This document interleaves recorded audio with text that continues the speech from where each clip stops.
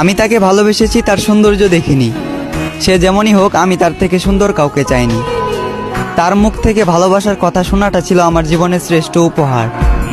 আফসোস, এটা ছিল তার অভিনয়। তবে আমার ভালোবাসাটা অভিনয় নয়, বরং তার এই অভিনয়ের কারণে তাকে পাওয়ার যুদ্ধে আজ আমাকে মানতে হলো হার। একটা সময় হাসির রাজ্যের রাজা ছিলাম, আজ সেই হাসিটাকেও হারিয়ে ফেললাম। আমি জানি আমি তার প্রথম নয়, বরং দ্বিতীয় ভালোবাসা ছিলাম। তবুও সে চিন্তাবাদ দিয়ে তাকে ফুলের মতো আগলে রাখলাম।